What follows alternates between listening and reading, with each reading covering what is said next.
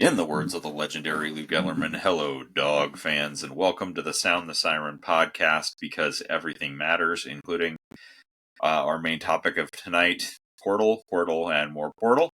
I am your host, Hooligan7. I'm joined tonight by JCAP. JCAP, how are you doing this evening?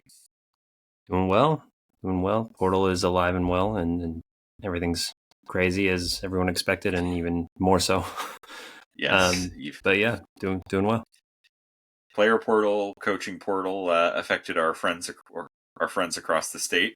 I think they're eating a little crow this year after they got to enjoy some things at our expense last time. This time last year, and I don't think they're enjoying it as much now. So yeah, it doesn't seem like it. Not from the Seattle media people, Seattle media personalities this morning, and I believe that the term is still down bad. That's what the kids are still down saying, horrendous. Right? Yeah. All right. Well, let's go ahead and move on into beverages. I don't have one. I'm doing a straightaway 12 Days of Christmas cocktail calendar. I had the straightaway daiquiri with dinner, but have since transitioned back to water, and with the expectation that tonight's is going to be a fairly quick conversation, at least relative to some of our epic length episodes. I'm sans water, but what do you got tonight, bud? Back to the Motley Game Day Gold. Oh, Vitamin R again. Well done. All right, let's go ahead and progress right into stupid tweets. I've got a couple of things that I also need to pull up to talk about some new things that you and I are working on in collaboration with our friend Hood. But I'll go first on stupid tweets, and this one is at We Are Wazoo with 2 Z's and 3 U's. Tried to get involved in a conversation and clown a little bit, saying that y'all are giving Great Osobor $2 million LMAO, and while Great hasn't quite maybe met expectations thus far, lived up to his name. Yeah, I mean, he's still been solid. He's in the top 5 in the country in rebounding.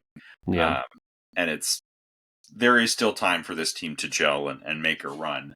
But the larger point is, regardless of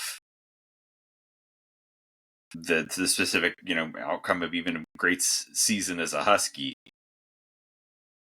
you think it's a bad thing or it's going to be harmful to the University of Washington and our NIL prospects in recruiting basketball, football, that it's well known that Great Osobor is making $2 million from the university as a part of an association with the University of Washington. The cell phone is tremendous because they're broke as fuck. Yeah. I know you mentioned you had a stupid tweet. So what'd you find? Or what's out there? I shared to the Sound the Siren text thread earlier this afternoon, but again, kind of at our friends in Pullman's expense. Our good friend at Cougs Go, Jim Moore. A Coug can only take so much. Kick to the curb already. Let's just stomp on him for good measure. Pat Chun, Jake Dickert, Ben Arbuckle, the other departing assistants, not John Mateer, but the rest of the players who are leaving, fuck them all. I don't really care how mad you are. I don't think that's a good look to say that about anybody leaving your university, especially players. Like, you can be mad at coaches all you want to, and we were all very mad at Kalen last year, but I don't think anybody said fuck them to Parker Brailsford or Austin Mack or Noah Carter. Not anybody that's in a similar position to Jim Moore in terms of notoriety of the fan base. Exactly. You didn't have Softy out there saying that. Exactly. Imagine having Softy or anybody that covers Washington in any capacity saying that kind of stuff about people leaving the university. Right. But well, and he doubled down on it. Jim. Yeah, well, we gotta double down on Jim because he's doubling down on it. Quote tweeting Dickert's tweet about where Dickert posted a picture of he and his staff and his kids on the plane to Winston-Salem. And Dickert had said, "Headed your way, Deeks. See you soon." And Jim Moore quote tweeted, "Did you really tweet this out, Jake? See you soon. How about too soon? Read the fucking room." Like, yes, because people are not excited or are not allowed to post about opportunities that grow their careers and are excited about and are better paying than the one he left, and are still in a conference that's relevant in college football. It's just so sad and so like sour grapes, and it's really embarrassing for them, especially after they laughed their asses off about what happened with Kalen last year. Like, this is just them getting their get back. That karma cluck's coming home to roost. Yeah, seriously. So, all right. Well, let's go ahead and move in to HuskyCouture. Do you want to start? I do have a couple of items, but I know you had one as well. Yes, I've got one here from Simply Seattle, as per usual. They're a staple on the show. We've never called them out on the pod before. Not once. Washington Huskies purple script windbreaker jacket. Let's see if I can get that angle right. Yep. Yeah.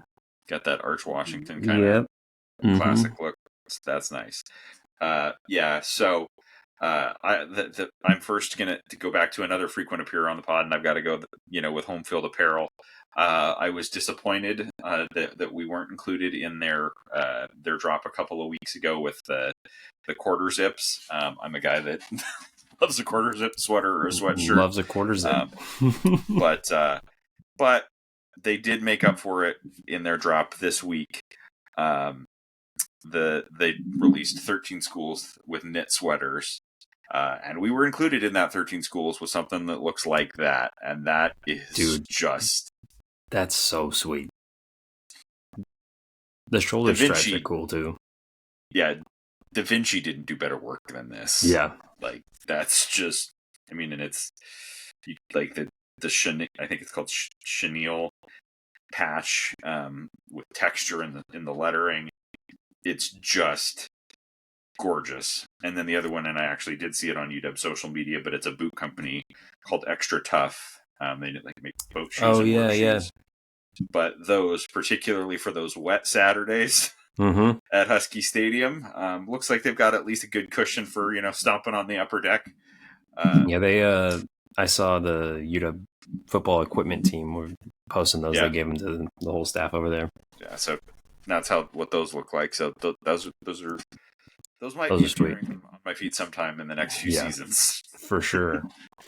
Not necessarily that September 70-degree game, but or games. But the November, late October games, could have used those at the Oregon State game a few years back when you and me and Hood were in the windstorm. I'm surprised they just don't call these the atmospheric river. It's true.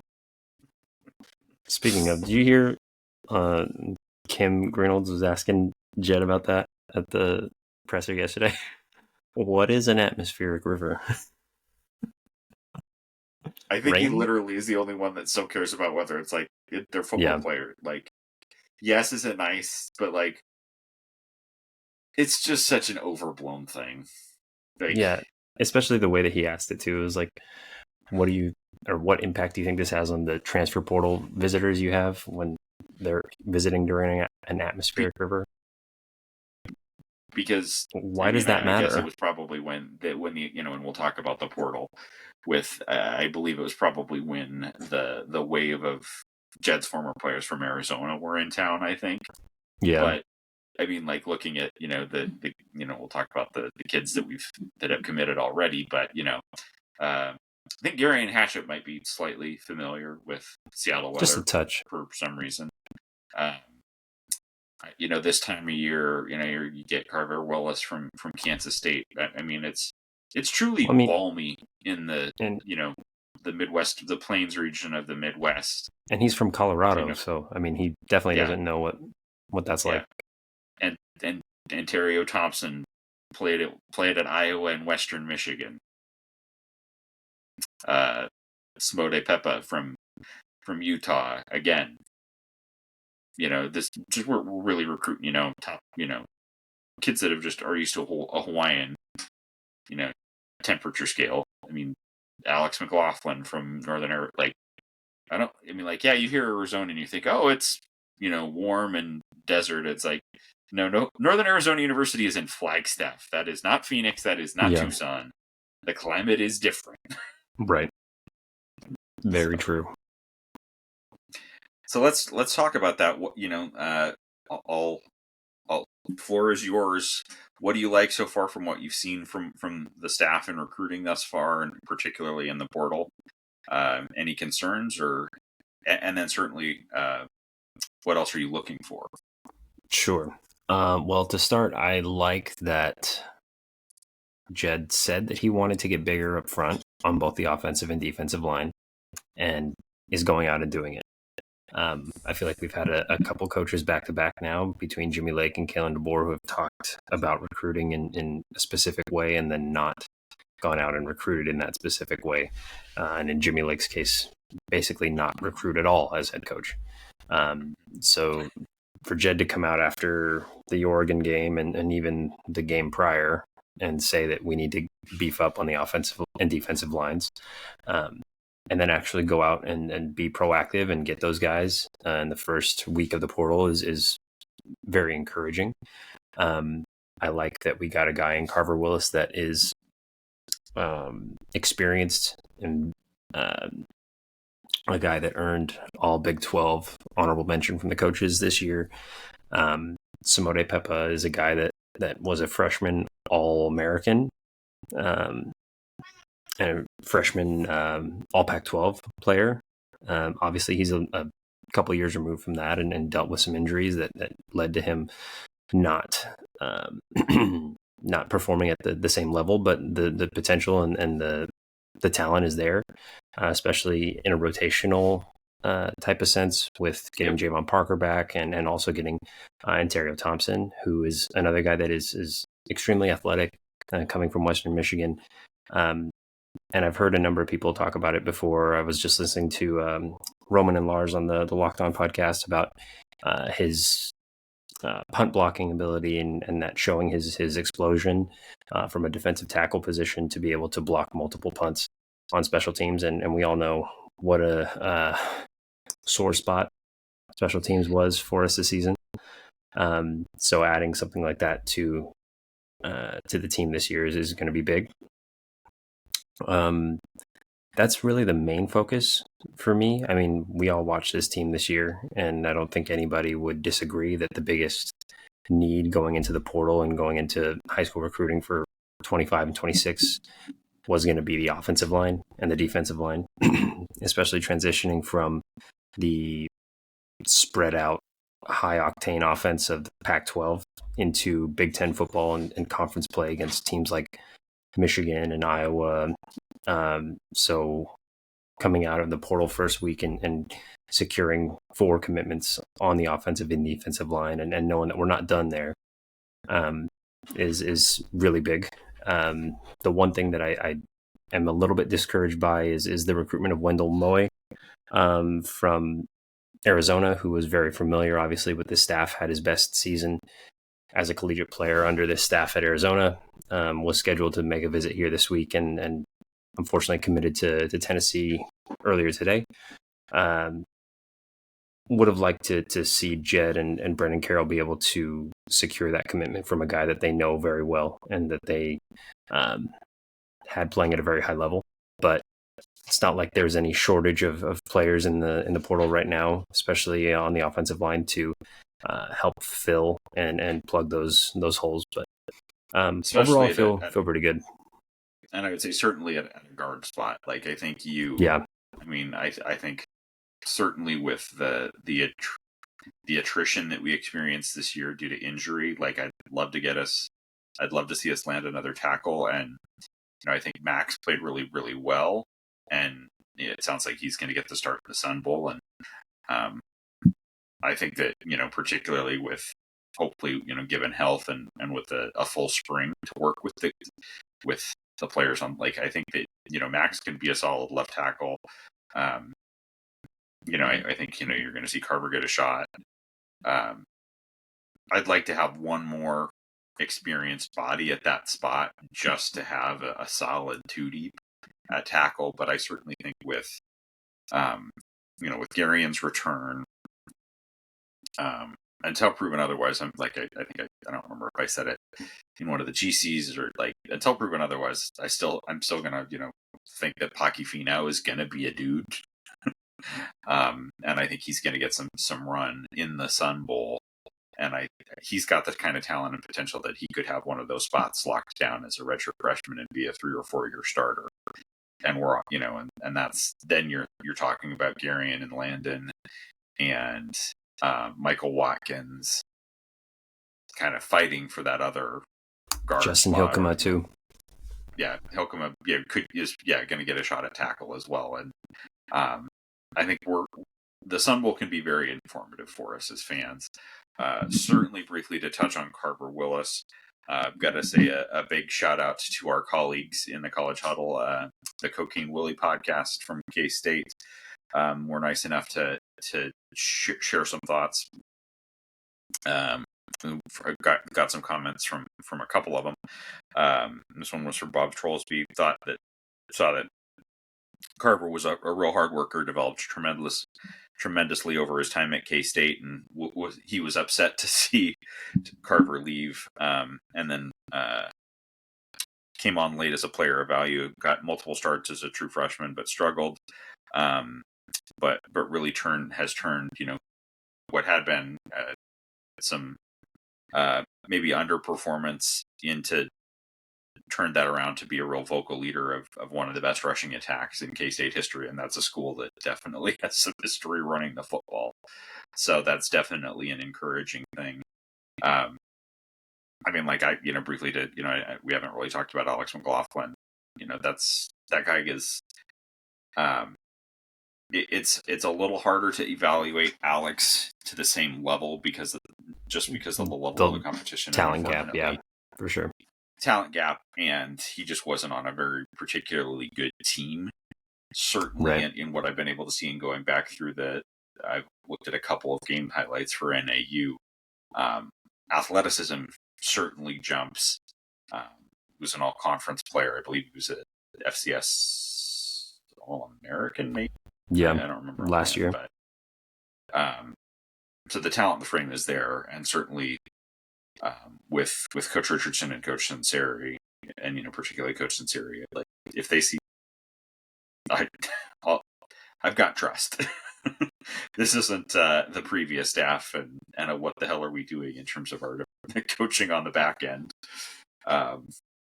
So definitely encouraging signs. With Pep, I think again, we were talking about it. It's depth, being able, like, would I love to get a dominant, Warren Sapp type, or 4 or 5 star out of the portal? Absolutely, but it's certainly something that can be solved for with depth and with Peppa and with Logan Sagapalu as potential just run eaters or block eaters in the middle to keep linebackers clean. We'll talk a little bit about the linebacker position in a minute.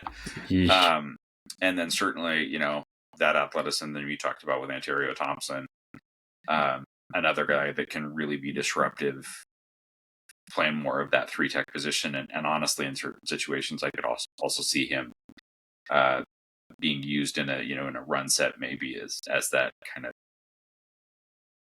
Benning Potoai type, to just set and keep an edge if needed in run situations. But all right, we've talked about the inbound, and certainly, or I think the other thing we should talk about is, it sounds like there was a wave of Arizona players on campus. I still would be very surprised if multiple people from his previous team didn't jump on board. Certainly, given the news of Kamari House choosing to enter the portal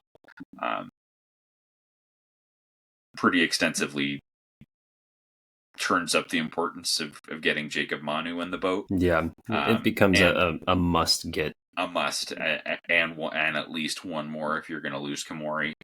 And then it sounds like, you've got some receiver talent coming in. Yeah, big for time visits receiver talent with Jordan visiting this Dwyer, week. from a very, very productive player from Idaho, who's a local product out of Puyallup. And then you've got Jonte Cook coming in from Texas. I guess I'm a little bit surprised that, I guess I probably shouldn't be, in that, if anything, in an ideal world, I said, okay, go out and get one more big receiver to go with Denzel and with Justice, that are the receivers with real, and no disrespect to Deji, who you and I talked to, but just to have an experienced kind of big target receiver. I know, like Roman, you mentioned Locked On, talked about, J. Michael Sturdivant from UCLA, who started at Cal and went to UCLA. One of those receivers of that 6'2", 6'3", 6'4" type height, just to have an experienced piece of that skill set, because they're certainly in your prototypical standard receiver size, and I would consider that, anywhere from 5'11" to about 6'1". There are a lot of receivers already on the roster of that, with pretty extensive skill sets, either on the roster or inbound, some of whom are coming in January, some of whom are coming in, in the bridge program over the summer. But I would not complain about seeing Jordan Dwyer or Jonte Cook in a Husky uniform, or both of them in a Husky uniform, just depending on how all things shake out. Yeah, I mean, for me, especially at a position like receiver, I think it's something where you should be just kind of stacking talent and then figuring out the numbers later. I mean, it's been talked about a number of times. It's like, we can go over 85 until fall camp starts, and we have all of winter conditioning and all of spring ball to figure that out. And guys are gonna find other opportunities and that kind of stuff throughout this winter portal, and then also in the spring. So I don't think there's any harm in getting as many talented players into the program right now, and figuring out who fits, who doesn't fit. All that kind of stuff can be kind of sorted out as you need to throughout the spring. Yeah, I mean, and another thought that occurs to me, because it was something that Ontario himself reacted to, with the decision that essentially any years in junior college are not going to count as eligibility. Yep. Mm-hmm. I would hope that Coach Richardson and Coach Fish are, on Thad. Would I begrudge Thad going to the league now? No, of course not. But I would love to see us put to use a basketball reference, the men's basketball is up 40-33 on Washington State as we speak. Let's go a Dogs. Full court press on keeping Thaddeus Dixon on the team for another year, because basically junior college is not going to count as eligibility. So Ontario got another year today. Thaddeus could have another year if he wanted it. But the other thing, in talking about the scholarship limits, is that also potentially working the other way could give some opportunities to players in a situation where they are, and I'm saying at Washington or elsewhere, where they, if they happen to be one of those that was encouraged to leave to get down to an 85 number, jumping to a junior college isn't going to not having those potentially years not cost count. them a year of eligibility, but they could put a year of tape of production on tape and not have it cost them. I mean, certainly, obviously, at the upper end, you're going to, all of those players are going to just want to go somewhere that they can play almost immediately. But it could work a couple of different ways with the decision that came down today. Yeah, for sure. And with the defensive back talent that you have in the room right now, and as we kind of mentioned, the Arizona players that are coming in for visits reportedly this week, between Genesis Smith and potentially Takario Davis, has been kind of conflicting reports of whether or not he's going to be here. Or won't he? Yeah. But if he were to come in for a visit, and you get a guy like Genesis Smith and a guy like Takario Davis to commit here, and then you also have Thad Dixon, it's an embarrassment of riches in the defensive backfield that can definitely present some problems for pretty much any offense. Or at least any offense in the conference that remembers to throw the ball. Yeah, that's true. Kind of the anti-Lincoln Riley would be an anti-Lincoln Riley problem. Speaking of Lincoln Riley problems, holy shit, USC.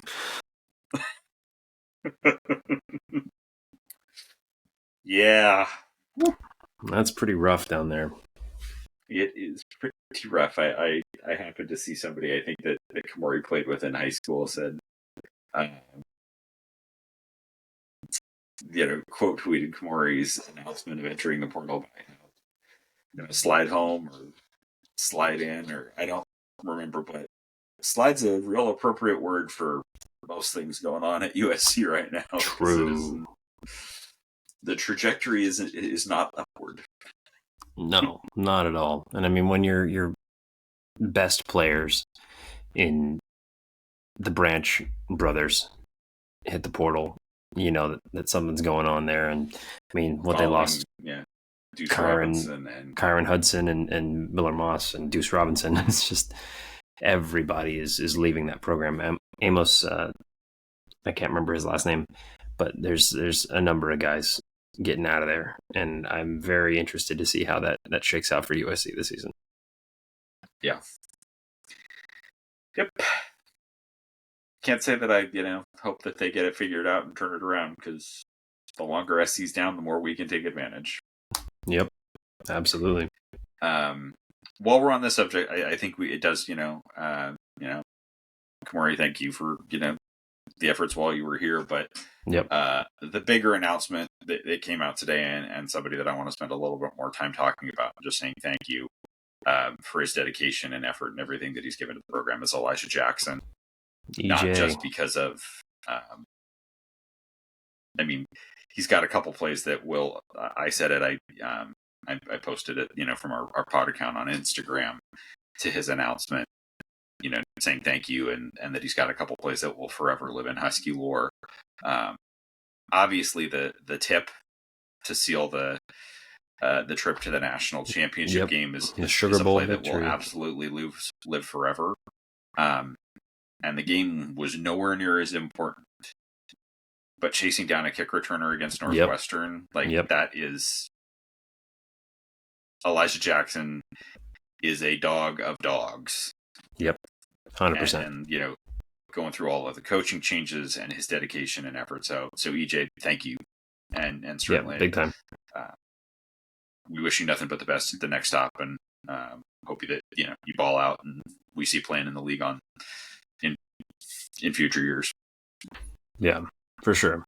I mean, I don't think anybody would disagree with you. I mean, he's stuck it out through quite a bit here during his time and made a couple of the most important defensive plays in recent memory for Washington, at least in the last 5 years or so. I can't think of any defensive plays that have been bigger or had more of a season implication than his play in the Sugar Bowl last year. So definitely a forever Husky legend, no matter what. Yep. And in the scheme of things, we do, we want what's best for the University of Washington. We want, if we talked about potentially an embarrassment of riches, particularly if you could keep Thaddeus around. EJ deserves a chance to play and to start, and hope he finds it. And I think that's something that I think we're seeing signs of a strength of this staff, in that they're managing the roster appropriately, and having those conversations to say, hey, we don't see the path, or maybe the path is at this position and not that position. And if that doesn't match with the player's expectations, no harm, no foul. Go and find your spot elsewhere.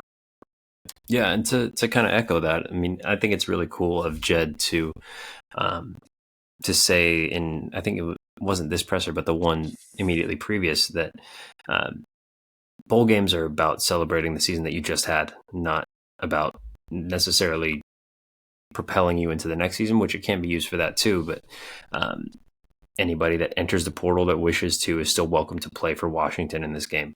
Granted, most other programs, I should say, that are recruiting our guys are not going to necessarily want them to play in the bowl game for injury and whatever those other reasons might be. But I just think it's cool of Jed to say something like, guys that want to enter the portal. No harm, no foul. I mean, you're going to do what's best for you. You're still welcome to play for us in the bowl game if you would like to.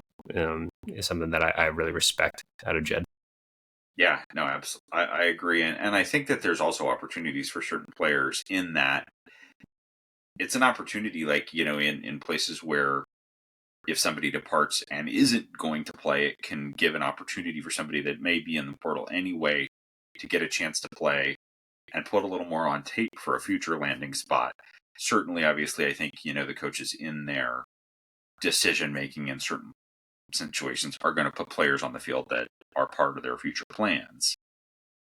But there are spots where somebody could be thin. I mean, like our opponent in the Sun Bowl, I believe, will have one scholarship quarterback available.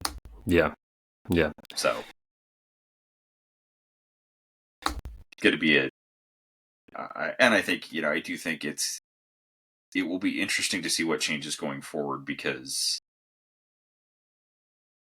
portal happening now with its impact on postseasons, and certainly I listened to an interview the Split Zone Duo podcast did with the head of one of the, I don't remember but I believe like a bowl coalition that like runs a lot of these, or helps guide a lot of these bowl games, and that the bowls are going to start responding and providing financial incentives for players, whether they're heading to the league or heading into the portal, to play in these games.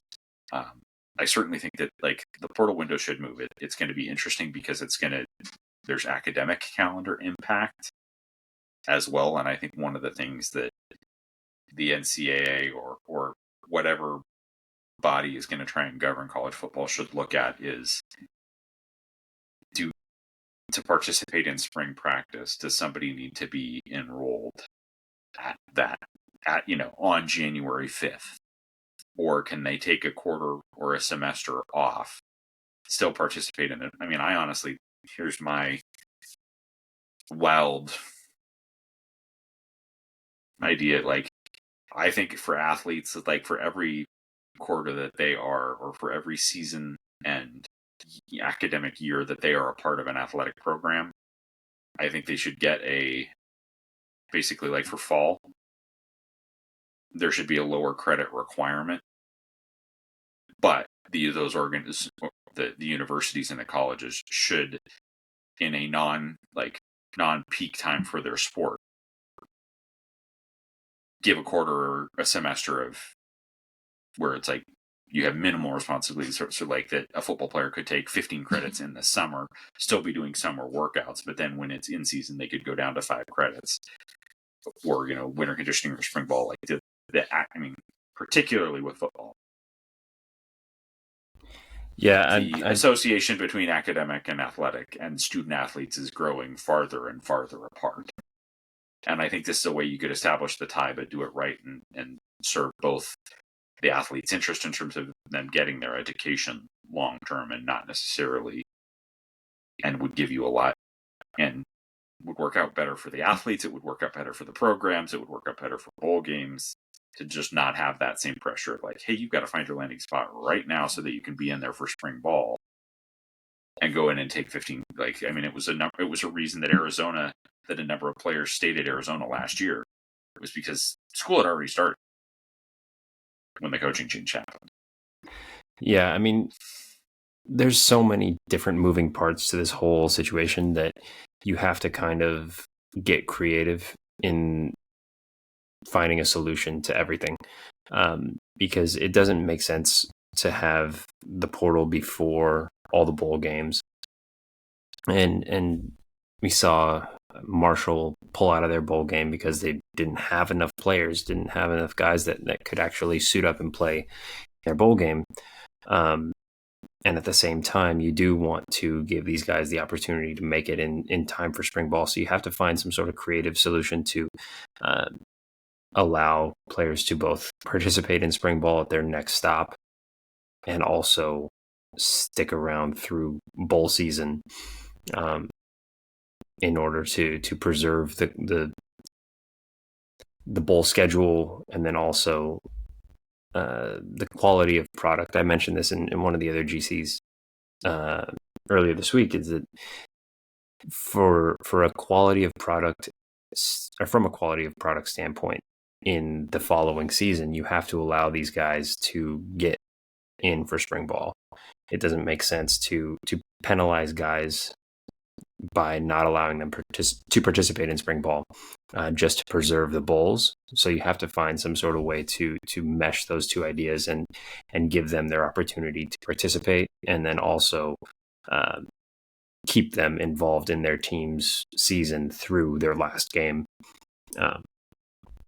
Otherwise, you're going to have the bowl committees or whomever is selecting these teams for the bowls have some significant financial implications to having games potentially canceled. Like if there wasn't a team that could have stepped in to play against Army in that bowl, like if a game gets canceled, then what happens? Like we could have been in an even bigger kind of shitstorm from an entire college football landscape standpoint. Yeah, I mean, and it got brought up in one of the GCs that I'm in this week as well, is that like with the calendar, look at the first round playoff games. It's really cool. Like, and and unfortunately, I think it's going to be with the increasing monetization of college football. There's aspects where monetization in college football is a great thing. Like, I think players actually getting paid for their labors and efforts is absolutely a great thing. But the media's and the corporate interests in college football, that growing, is not ultimately a positive, in my opinion. Yeah. It's going to be interesting to see how long first-round playoff games stay on campuses. I want them to. But let's look at first-round games on campuses. They're happening at a time the students aren't there. Yeah. But the answer is also like you can't 3 to 4 days away because you're going to have the start of fall practice. Fall practice, if you moved the schedule up, or where week 1 became the week before Labor Day, in what is now week 0, you're gonna have teams starting camp in the dead of summer, and that's a safety problem.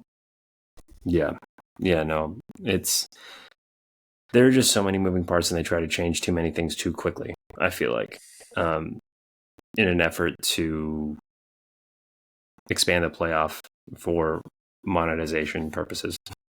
They're turning it into the NFL light, and that's not what college sports. It's not what college football is, and it's a failure of ESPN. And I think part of it is that it's also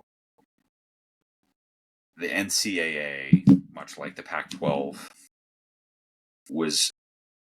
or college football, was a victim of its own inaction and its own inertness for way, way, way, way, way too long. And like they could have been more proactive, and a lot of these issues would have been fixed. But players getting paid with NIL, that didn't happen until the Supreme Court and until the courts and the legislature said, no, you have to do this.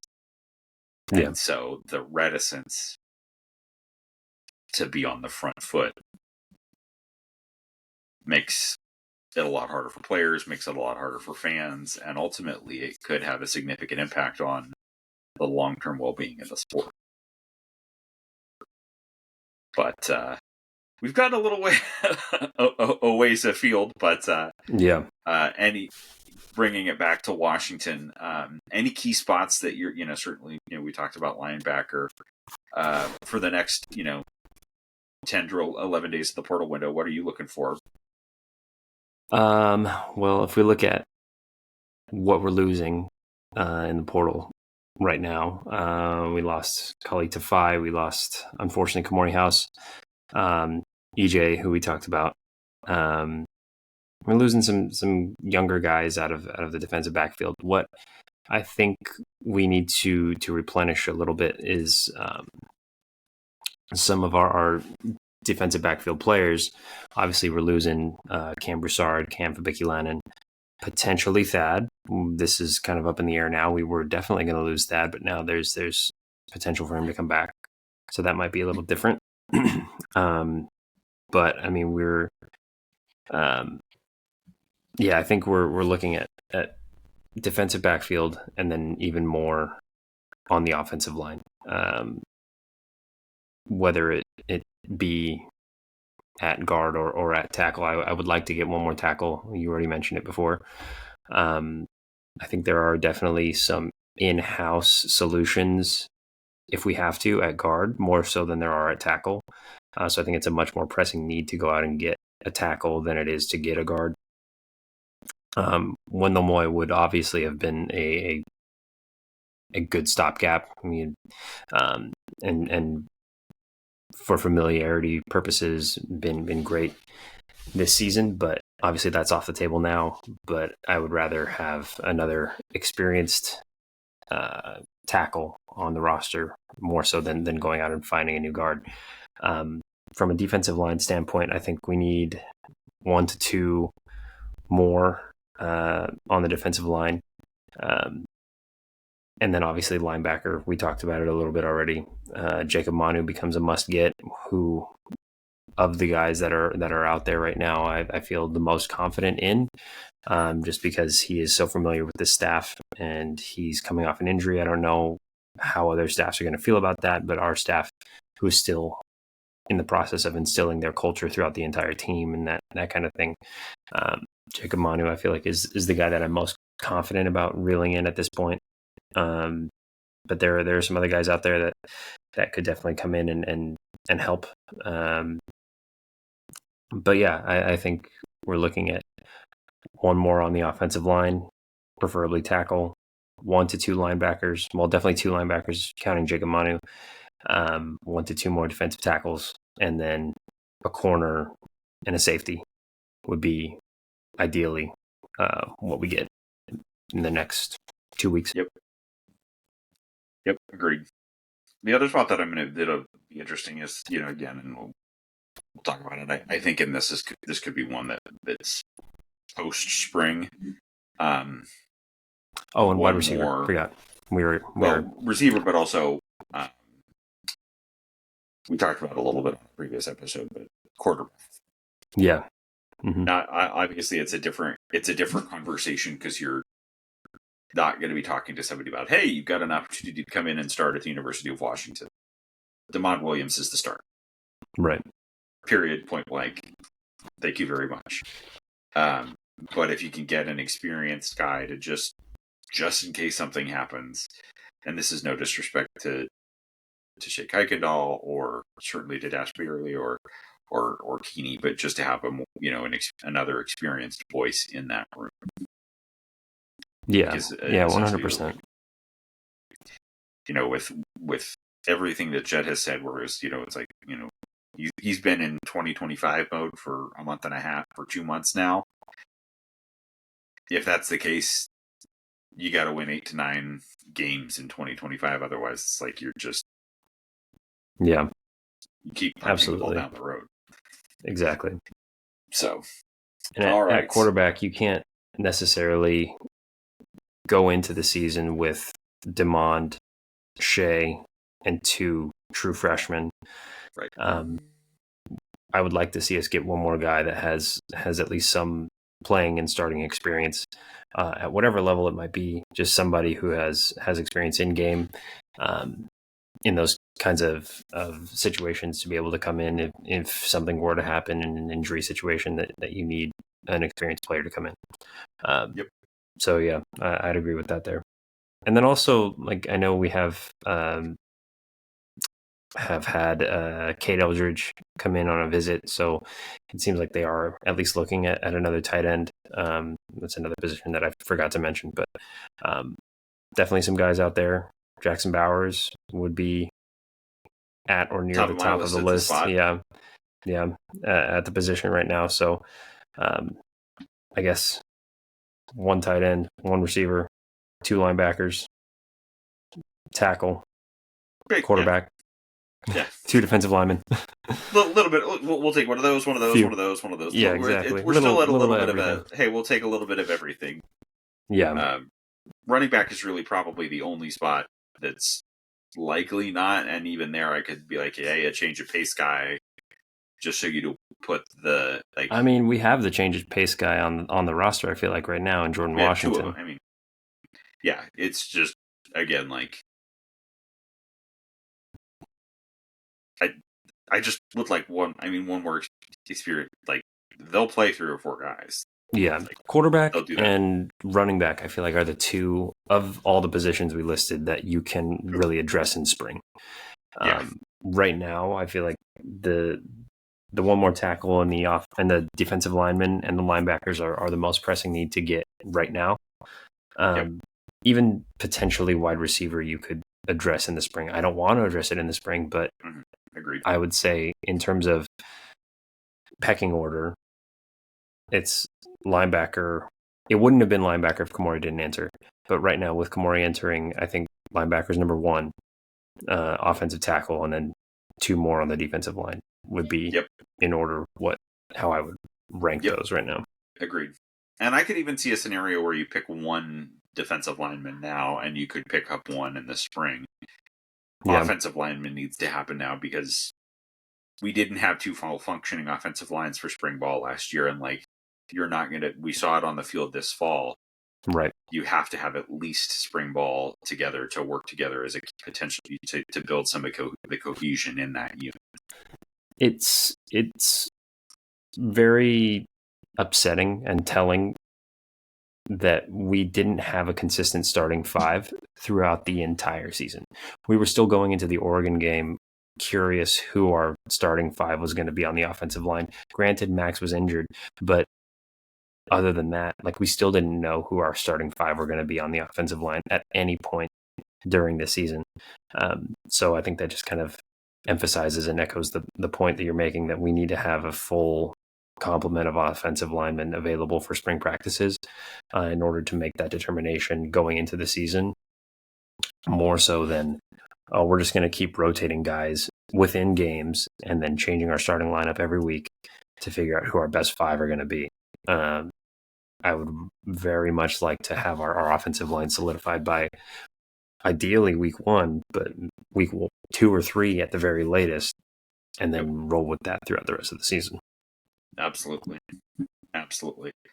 All right, well, I think that'll about do it for us this week. I don't think we're going to record next week because our normal recording night is Christmas. So a wonderful holiday season to all of you dog fans. We will be back sometime shortly, either after Christmas or we are, if possible.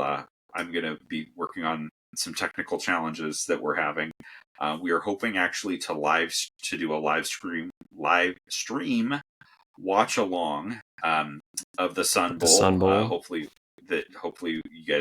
you all will be able to join us for that.